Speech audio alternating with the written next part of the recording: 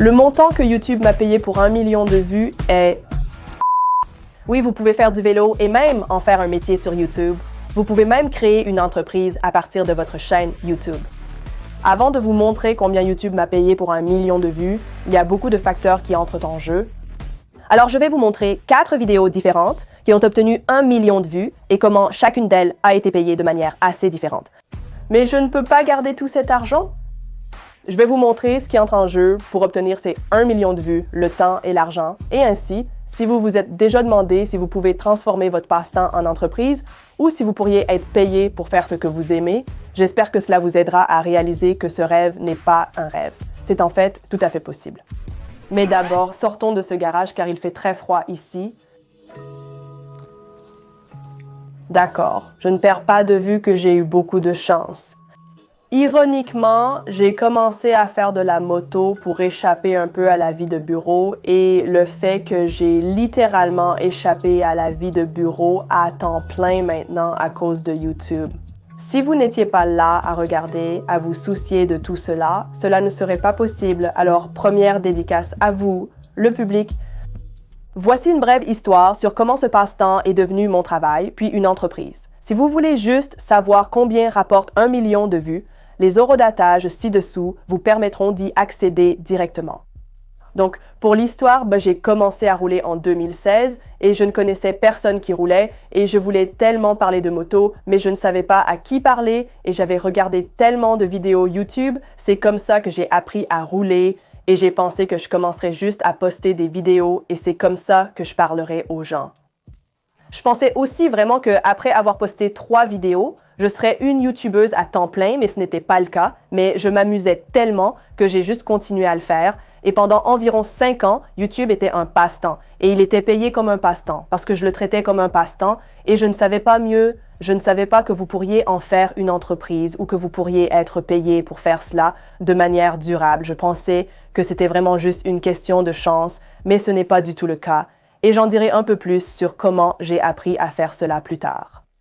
Donc, je vais vous emmener dans mes analyses YouTube et nous verrons à l'arrière ce à quoi ressemblent ces vidéos à 1 million de vues. D'accord, donc en ce moment, nous sommes sur la chaîne et nous pouvons voir que j'ai simplement trié par les vidéos les plus populaires et en ce moment, j'ai 4 vidéos avec plus d'1 million de vues. Nous allons donc décomposer ces 4 éléments.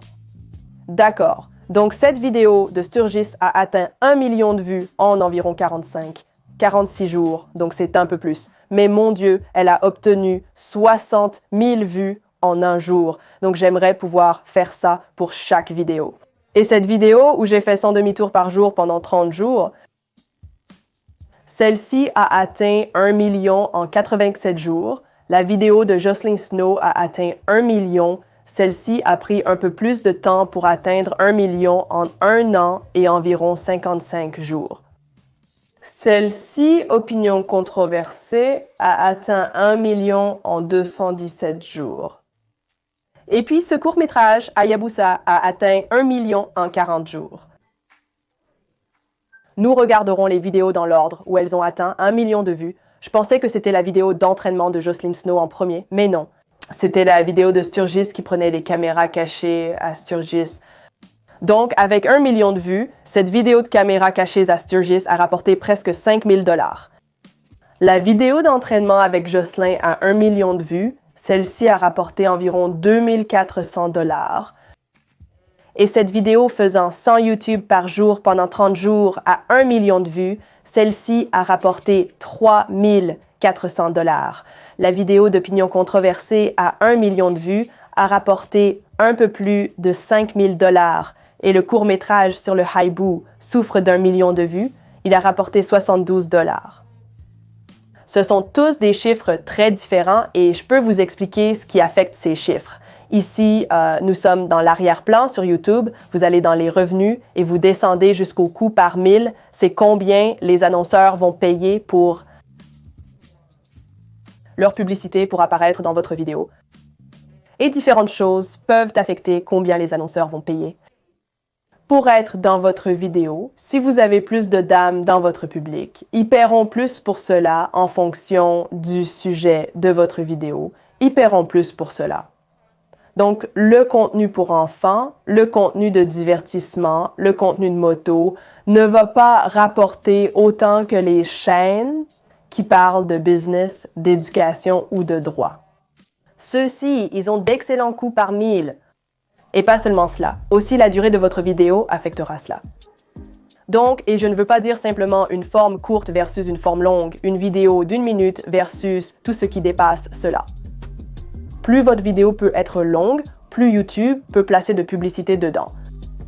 J'ai des publicités placées automatiquement et dans certaines vidéos, j'ai même placé encore plus de publicités, mais le nombre de publicités que vous voyez par vidéo n'est pas basé sur le nombre de publicités que le YouTuber met dans la vidéo. Cela dépend de votre comportement de visionnage. Donc, surtout si vous regardez beaucoup YouTube, YouTube apprend à connaître votre tolérance aux publicités. Donc, s'ils voient que vous quittez YouTube parce que vous avez vu trop de publicité, ils commenceront à vous montrer moins de publicité. J'ai donc effectivement fait cela sur Facebook où j'ai formé l'algorithme de Facebook pour ne me montrer aucune publicité sur Reels. Donc, en gros, pendant, je ne sais pas, peut-être une semaine ou deux, je sortais simplement de YouTube ou je sortais de Facebook chaque fois qu'ils montraient une publicité. Je ne vois donc plus de publicité interrompre mes vidéos, car je paie pour YouTube Premium vu que je regarde beaucoup de contenu sur cette plateforme. Je ne vois donc jamais de publicité. Les publicités sur une vidéo YouTube ne sont pas toujours placées par les créateurs. Elles peuvent aussi provenir de vous. Parfois, le problème ne vient pas d'eux, mais de vous. Donc, concernant les vidéos de moto, est-ce que j'ai remarqué c'est le type de moto où l'emplacement affectera mon coût par 1000. Donc, tout ce qui concerne les Harleys, Honda, Yamaha, ils paieront généralement beaucoup plus en coût par 1000 que les vidéos montrant des motos beaucoup moins chères. Et parfois, c'est simplement à cause de la popularité de la moto, parce qu'il y a tellement de gens, tellement plus de gens que ce type de moto attirera. Et parfois, c'est à cause des pays.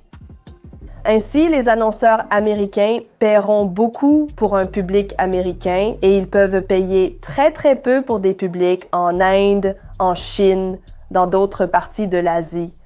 Par exemple, toutes mes vidéos sur les critiques de Harleys obtiennent un coût par 1000 beaucoup plus élevé que toutes mes vidéos sur les critiques de vélos populaires en Inde comme le KTM Duke 390 ou le Royal Enfield Himalayan simplement parce que ce public est beaucoup plus grand aux États-Unis et c'est ainsi que les annonceurs payent.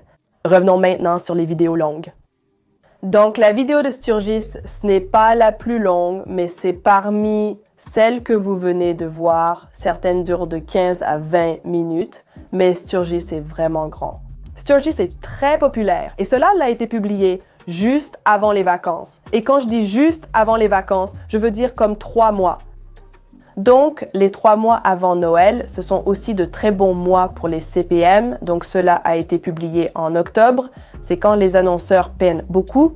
Et ensuite, la vidéo de Jocelyn Snow, qui était l'une des vidéos les plus longues, avait le montant le plus bas qui a été payé pour 1 million de vues, qui a été publié en janvier, ce qui est quand les annonceurs paient généralement le plus bas. Au moins pour ma chaîne, et je pense que c'est assez général pour les chaînes de motocyclisme pendant les mois d'hiver. Après les vacances, les coûts par 1000 sont simplement beaucoup plus bas. Donc, tous ces éléments affectent les coûts par 1000 et je n'ai que quelques vidéos qui ont été vraiment longues. Mais d'après certains autres YouTubeurs à qui j'ai parlé qui font des vidéos bien plus de 25 minutes, qui les font comme 45 minutes, 1 heure de long, les annonceurs paient comme exponentiellement plus pour une vidéo qui est comme 30 minutes par rapport à une vidéo qui dure 15 minutes. Et ce n'est pas seulement à cause des publicités qui seront montrées. Je ne sais pas vraiment pourquoi. Peut-être qu'ils pensent que le public est plus susceptible d'acheter. Je ne sais pas. Je n'ai jamais mis de pub dans une vidéo YouTube. Je vais maintenant changer l'affichage pour vous montrer les revenus totaux générés par chaque vidéo. Et ensuite, ce que je vais vous montrer, c'est combien de temps et d'argent sont investis pour obtenir ces 1 million de vues. Et bien sûr, ce n'est pas le cas pour tous les YouTubeurs. Certains YouTubeurs dépensent beaucoup plus ou beaucoup moins pour chacune de leurs vidéos.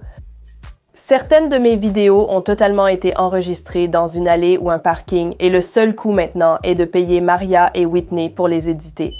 Mais pour certaines de mes vidéos, j'ai pris l'avion pour la Californie et suivi un cours et peut-être que je n'ai pas été dédommagée pour ce cours. Il est possible que j'ai payé pour une leçon privée et ensuite réalisé une vidéo pour ça, comme pour toutes ces vidéos de formation. Vous avez tous vu que j'ai été formé comme un motard de combat. En fait, je pense que je l'ai appelé comme j'ai été formé comme les cavaliers les plus mortels. J'ai essayé des cascades impossibles de Tom Cruise, qui étaient parmi les vidéos les plus coûteuses, que j'ai jamais faites parce que je payais pour les vols. Et quand je suis dans un cours, c'est vraiment difficile de me filmer moi-même. Donc je payais quelqu'un pour le filmer et je payais aussi pour le cours et ensuite le montage. Mais ironiquement, vous savez quoi? Je viens de remarquer que presque toutes mes vidéos à 1 million de vues ont été parmi les moins chères. C'est une bonne leçon pour moi, sur toute la durée, combien ces vidéos ont-elles rapporté uniquement en AdSense. Seulement donc, je pense quand je vous montre toujours tout ce qui se passe dans le temps et l'argent pour réaliser ces vidéos, je vous montrerai aussi dans les revenus de YouTuber et AdSense. C'était ma principale source de revenus, mais maintenant, c'est environ la moitié. Je vais vous montrer un graphique à secteur. D'accord, donc de tous les temps, cette vidéo de Sturgis a obtenu 2,7 millions de vues, postée en septembre de 2022. J'ai dit quelque chose d'incorrect précédemment, ce qui a rapporté 12 000 $ de revenus. Et la vidéo de Jocelyn Snow, postée en janvier 2022 avec 1,4 million de vues, elle a rapporté juste en dessous de 4 000 $. Et cette vidéo de 100 demi-tours par jour, voyez, c'était une production gratuite car tout a été fait sur un parking avec ma caméra sur un trépied. Postée en mars 2023, 1,8 million de vues, elle a rapporté 6 300 $. Et cette vidéo d'opinion controversée, celle-ci a été tournée juste ici, dans ce bureau en parlant, et cela a fait 1,3 million de vues et a rapporté 7 000 $. Donc cela a rapporté un peu plus parce que c'était posté en décembre, donc c'est un bon mois. Et c'était aussi un peu plus long, c'est 20 minutes, donc généralement mes vidéos sont un peu plus courtes que ça. Et puis la vidéo Hayabusa qui a obtenu 2 millions de vues, mais c'est juste un cours, donc c'est 47 secondes de long. Elle a rapporté 158 $. Et en fait, vous savez quoi, c'est probablement en négatif, je pourrais ne pas, non, je pense que Whitney a édité celle-ci et je pense qu'elle l'a édité assez rapidement. Donc juste, celle-ci a juste à peine fait de l'argent, d'accord? Donc maintenant, je vais entrer dans le détail de l'argent des YouTubers. Combien ça coûte de faire ces vues? Donc maintenant, c'est le logiciel que j'utilise pour suivre les revenus et les dépenses et pour les deux, pour celui-ci, en ce moment, nous sommes juste dans ce que j'utilise pour l'aspect financier de Doodle. Je l'utilise aussi personnellement, mais sur un autre compte. Donc, je déteste un peu montrer les chiffres exacts, car cela peut être tellement différent d'un mois à l'autre. Et il y a eu une année où la chaîne a gagné 20 000 $ en un mois, et un autre mois, elle a gagné 2 000 et c'était la même année. Mais dans ce logiciel, je peux vous montrer. Il vous montrera la moyenne de ce que certaines choses sont réellement. Alors, permettez-moi d'abord d'aller dans la partie des dépenses. Donc, pour les entrepreneurs, il dit que ma moyenne a été d'environ presque 5 000 par mois que je payerai pour les entrepreneurs. Donc, c'est pour l'édition et c'est aussi pour l'administration et c'est aussi pour mon comptable. Ce que je veux dire par admin, c'est donc mon admin. Il pourrait faire en ce moment, elle traduit toutes les vidéos de Doodle en espagnol et crée une chaîne espagnole. Et elle ajoute aussi un tas de annonces de localisation de motos sur motorcycledestination.com. Donc, pour les dépenses récurrentes, c'est une moyenne de 3 000 $ par mois. Je paierai et ce que c'est. C'est un tas de logiciels différents, que ce soit la licence de musique pour montrer de la musique et des vidéos légalement, le plus récemment Shopify parce que nous venons de lancer une boutique de marchandises. Je ne l'ai pas encore officiellement lancé, mais je porte l'un des t-shirts si vous voulez le voir. C'est en dessous, mais restez à l'écoute, je ne l'ai pas encore officiellement lancé, je veux juste m'assurer que tout est toujours, vous savez. Nous en avons parlé lors d'un live récemment, mais je veux juste l'obtenir, juste bien avant de l'annoncer publiquement, sur YouTube. Et puis il y a d'autres services comme TubeBuddy et Vidico. Je les utiliserai pour l'optimisation des moteurs de recherche, les tests AB des titres et des vignettes. Après la diffusion d'une vidéo, ces logiciels changeront automatiquement les vignettes et peut-être même les titres pour moi, juste pour voir lequel fonctionne le mieux. Si la vidéo se porte bien, je ne la touche normalement pas et je ne fais rien. Mais si une vidéo a mal fonctionné ou si elle a atteint un plateau, alors je pourrais commencer à ajouter ces tests. Nous utilisons aussi Slack pour communiquer entre nous. Moi, Whitney, Maria et Noël, mon administrateur. Et puis DitoDub, c'est le logiciel que j'utilise qui traduira automatiquement. Il utilise l'intelligence artificielle pour traduire mes vidéos en espagnol pour le moment, c'est ce que nous faisons. Et c'est vraiment cool, ça sonne littéralement comme si je parlais en espagnol, mais mon espagnol n'est pas si bon.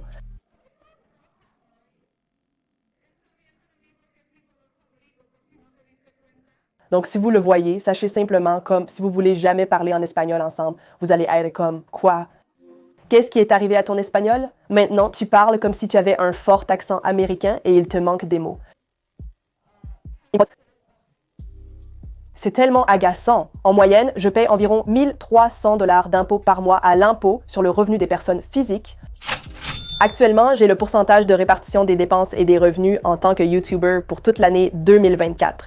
Pour AdSense a été comme la majeure partie de mes revenus pendant les 4 ou 5 premières années sur YouTube. Ce n'est que depuis 2 ans que j'ai commencé à obtenir des parrainages et je les ai contactés, comme j'ai envoyé des emails à 11 marques, toutes des marques de choses que j'utilisais déjà, et j'ai eu beaucoup d'aide de la part de nombreux autres YouTubers. Un grand merci à Adam Sandoval, un grand merci à Sean the Bikes and Beards, un grand merci à Amanda Zito, un grand merci. Oh, tellement de personnes à qui j'ai demandé et qui m'ont aidé à déterminer, à comprendre les tarifs et à rédiger un email de proposition. Parmi ces 11 marques à qui j'ai envoyé un email, 8 d'entre elles ont dit « Oui, nous serons un sponsor sur cette chaîne ». Et maintenant, j'ai des agents de marque qui sont beaucoup plus doués en vente et en négociation et tout ça que moi, que je le suis. Ils s'en occupent, donc ils le font. Et donc, ils s'occupent des contrats et des factures et tout ça. Donc, je peux me concentrer davantage sur les vidéos, mais le parrainage est une source de revenus assez nouvelle parce que sans les parrainages, je ne pourrais pas me permettre, Maria et Whitney, et avoir des monteurs.